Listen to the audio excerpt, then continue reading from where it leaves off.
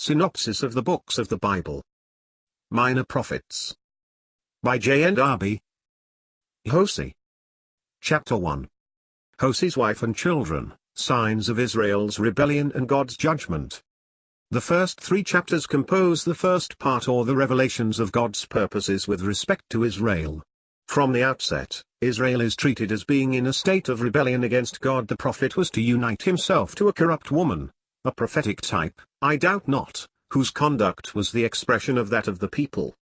The son to whom she gives birth is a sign, by means of the name which the prophet is to give him, of the judgment of God on the house of Judah, and on the kingdom of Israel, which should cease to exist.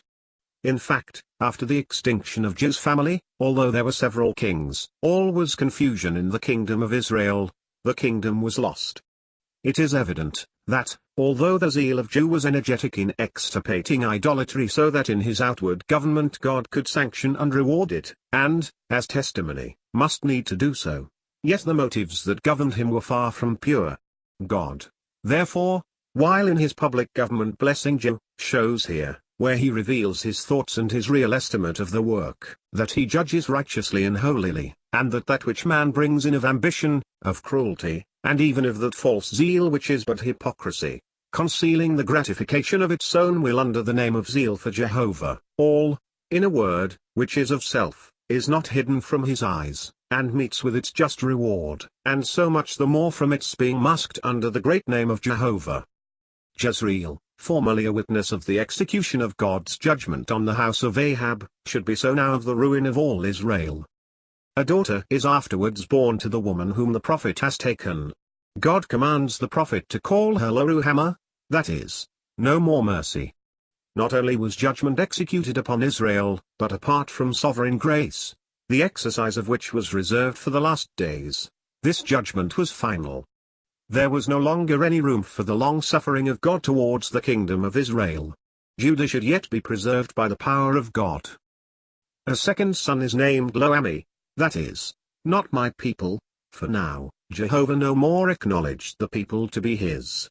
Judah, who for a time maintained this position, although the 10 tribes were lost, has at length by her unfaithfulness plunged the whole nation under the terrible judgment of being no longer the people of God, and Jehovah being no longer their God. Sovereign grace to Israel and the Gentiles. God, having thus briefly but clearly pronounced the judgment of the people, immediately announces, with equal clearness, his sovereign grace towards them. Nevertheless, saith he, by the mouth of the prophet, the number of the children of Israel shall be as the sand of the sea, which cannot be numbered. But this grace opens the door to others besides the Jews. In the place where it was said, Ye are not my people, there shall they be called the sons of the living God. See note 1. The application of this passage to the Gentiles is stated by the Apostle in Romans 9 verses 24 to 26, where he quotes the end of chapter 2 in our prophet, as expressing grace towards the Jews, and the verse we are now considering towards the Gentiles, while Peter, 1 Peter 2 verse 10, who speaks only to converted Jews, quotes the end of chapter 2 only. There is no doubt that the Jews will come in, according to this principle in the last days, but the Holy Ghost expresses himself here, as he has done in a multitude of passages quoted by the Apostle, so as to adapt himself to the admission of the Gentiles, when the time, foreseen of God, should come. But here he goes farther and announces the return of the children of Judah and of the 10 tribes, reunited, and subject to one head, in the great day of the seed of God. See note 2. It is said, They shall come up out of the land.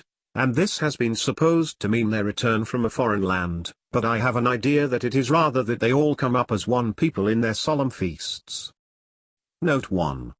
We may observe that it is not said, They shall be my people, an expression less suitable to Gentiles, but the sons of the living God, which is precisely the privilege bestowed by grace on those who are brought to know the Lord since the resurrection of Christ. End of note 1.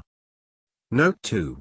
This is the meaning of Jezreel, or, more exactly, God will so. End of note 2.